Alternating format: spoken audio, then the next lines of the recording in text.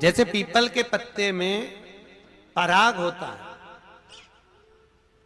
हमारा हिंदू धर्म, हमारा शास्त्र कहता है, हमारे शास्त्र, हमारे वेद, डॉक्टर वर्णन करते हैं कि पीपल के पत्ते को अगर एकादशी और द्वादशी के दिन एक तांबे के पात्र में गला कर रख दिया जाए और उस पानी का आचमन 3 बार करा जाए तो जिसकी नाड़ियां चोक भी हो जाती है, डॉक्टर बोले इसका बाईपास करना पड़ेगा, उसको केवल 3 आचमन पानी एकादशी और द्वादशी को पीपल के पत्ते का कराया जाए तो अंदर की नाड़ियां भी खुल जाती हैं। पीपल के पत्ते का इतना प्रमाण हमारे विष्णु पुराण में वर्णन है। पीपल के पत्ते का इतना लेख। जैसे चर्म रोगधारी व्यक्ति होता है ना, जिसकी चमड़ी सफेद पड़ जाती है, तो उसको क्या करना चाहिए? केवल हिंदू धर्म में केवल एक पीपल का वृक्ष है जिसका पराग झड़ता है, और वो रात्रि को लगभग 10 बजे से 12 बजे के भीतर, 9 बजे से 12 बजे के भीतर पीपल के पेड़ के पत्ते का पानी झड़ता है।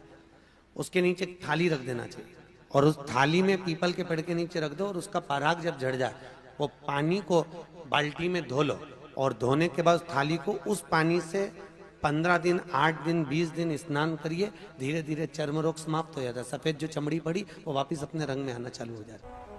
शिवलिंग पर बेलपत्र चढ़ाना, जल चढ़ाना, इसका भी एक नियम होता है कि शंकर जी पे शिवलिंग पर जल कहाँ चढ़ाया जाता है। सबसे पहला जल अगर शंकर जी को चढ़ाने जा रहे हो तो शंकर जी के जो चरण है, जहां से पानी नीचे गिरता है, उसके सीधे वाले भाग पर, अपने हाथ का सीधा भाग, वहां जल चढ़ाओ। फिर जहां लेफ्ट भाग है वहां जल चढ़ाओ। जहां शंकर भगवान का शिवलिंग रखा हुआ है, तीसरे नंबर का जल वहां चढ़ाना चाहिए। चौथे नंबर का जल भगवान शंकर के शिवलिंग पर चढ़ाना चाहिए। 5वें नंबर का जल ऊपर अगर जलाधारी लगी हो तो उसमें चढ़ाओ। नी हो जलाधारी तो भगवान शंकर का जहां नंदी बैठा है, नंदी का एक पांव ऊंचा रहता है, उस पांव के पास में जल चढ़ाना चाहिए। पांव जल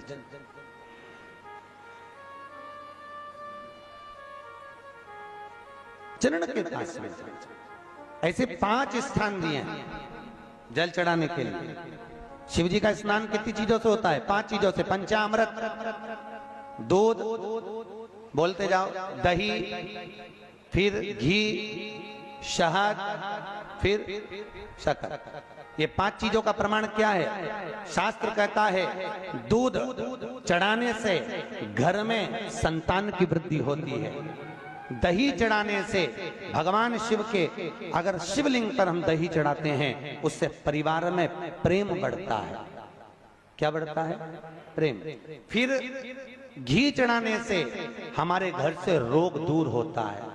शहद चढ़ाने से, भगवान शंकर पर जो शहद चढ़ाया जाता है, वो चढ़ाने से घर में संपदा की वृद्धि होती है। और 5वें नंबर पर भगवान को शक्कर, खांड जो आप जानते होंगे, शक्कर आदि पिसी हुई चढ़ा देने से, शिव जी को चढ़ाने से हमारे घर के बच्चे जिद्दी नहीं होते। क्यों कहते हैं? जो बच्चा जिद्दपन करता हो, जो बच्चा जिद्दी रहता हो, तो क्यों कहते हैं कि अवधूतेश्वर महादेव का नाम लो और उसके हाथ में शक्कर की कटोरी देकर शंकर जी पे चढ़वा दो, बच्चा कभी जिद्दपन नहीं करता। अवधूतेश्वर महादेव का नाम लेकर सोमवार की अष्टमी के दिन चढ़ाया जाता है। सोमवार की अष्टमी को अवधूतेश्वर का नाम लेकर। क्यों कहते हैं? जो बच्चा बार बार बीमार पड़ रहा हो, बार बार सर्दी हो रही हो, बार बार बीमार पड़ रहा हो, खांसी चल रही हो, बार बार हॉस्पिटल लेकर भागना पड़ रहा हो बच्चे को, छोटा सा अगर बच्चा है, 8 साल के अंदर बच्चा है और बीमार ज्यादा पड़ रहा है, तो आटे का दिया बनाओ, 4 बत्ती रखो, उसमें तिल्ली का तेल डालो, अवधूतेश्वर महादेव का नाम लेकर बच्चे के ऊपर से 21 बार उतारो और किसी चौराहे पर ले जाकर रख दो। जिंदगी में बच्चा कभी बीमार नहीं पड़ेगा, बच्चा स्वस्थ रहे, आनंद में रहे, आनंद में रहे,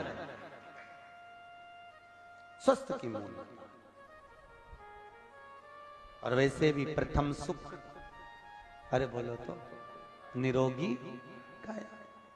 घर का प्रथम सुख निरोगी काया। व्यक्ति अगर धन की मूलता नहीं है, साफ पैसा अपनी जगह पर है, फिर निवेदन करता हूं, धन अपनी जगह पर पड़ा है, सबसे पहला है परिवार में सब स्वस्थ रहें।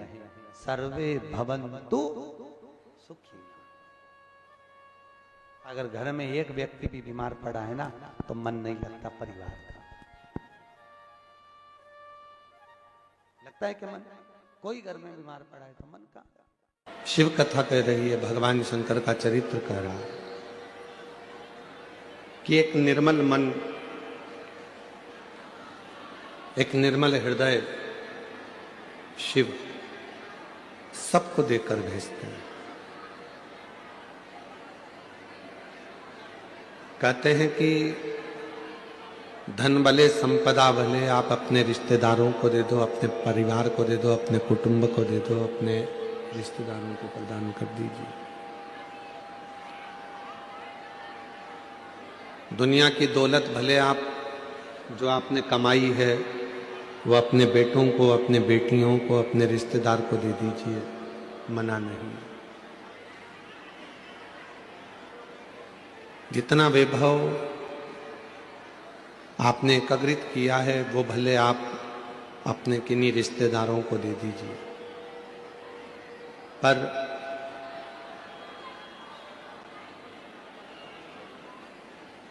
शिव महापुराण की कथा कहती है कि जो अपना हृदय है, जो अपना मन है, जो अपना दिल है, वो किसी को मत दीजिए। अपने मन को, अपने हृदय को, अपने चित्त को अपने शिव के लिए संभाल कर रखिए। दुनिया के लोग धन से प्रसन्न हो सकते हैं, दुनिया के लोग आपकी संपदा से प्रसन्न हो सकते हैं, दुनिया के लोग आपके बंगले और गाड़ी से प्रसन्न हो सकते हैं, पर शिव, मेरा उघड़दानी, मेरा शंभु, मेरा त्रिकालदर्शी, मेरा कैलाशी अविनाशी शंकर ना तो तुम्हारे धन से प्रसन्न होंगे, ना तुम्हारी संपदा से प्रसन्न होंगे, ना तुम्हारे बंगले से प्रसन्न होंगे, ना तुम्हारी गाड़ी से प्रसन्न होंगे।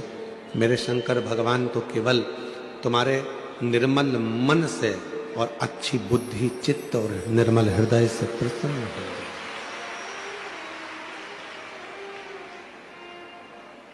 वो संपदाओं से प्रसन्न होने वाला देवता नहीं है। डीले कम कर दो, स्पीकर अंदर के बढ़ाओ।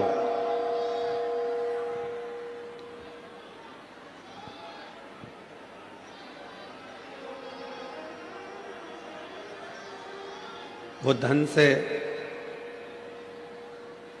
प्रसन्न होने वाला देवता नहीं है।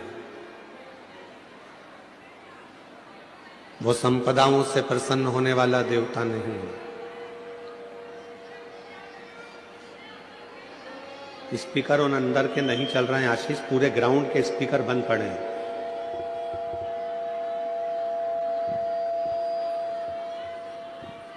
संपदा से प्रसन्न होने वाला वो देवता नहीं है। दौलत से या धन से प्रसन्न होने वाला वो देवता नहीं है। वो देवता है केवल आपके मन से प्रसन्न होने वाला। एक बात हमने पहले भी कही, आज फिर कहते हैं, आप यदि भगवान देवादिदेव महादेव के नजदीक में नहीं जा सकते, आप शिव जी के मंदिर में भी प्रवेश नहीं कर सकते, नहीं पहुंच सकते, तो केवल शिव मंदिर के मात्र शिखर का भी अगर आप दर्शन कर लेते हैं तो आपकी जिंदगी के सारे कार्य अपने आप सफल होना प्रारंभ हो जाते हैं।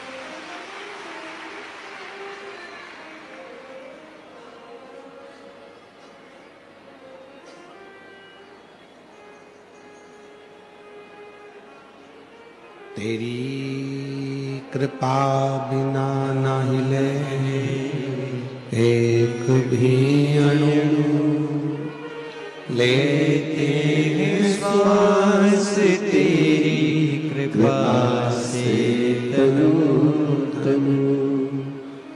बखान क्या करूं मैं राहों के घेर का, चपटी भवोत में खजाना कुबेर का। हे गंगार मुक्तिवार ओमकार तू, भोले ओमकार तू, आयो शरण तिहारी शंभु तार तार तू। शिव मेरा ओघड़दानी, मेरा शंभु, मेरा त्रिकालदर्शी, मेरा कैलाशी अविनाशी, धन वैभव संपदा सत्ता बंगला गाड़ी दौलत इन सब से प्रसन्न होने वाला नहीं है। मेरा शिव यदि प्रसन्न होता है तो केवल तुम्हारे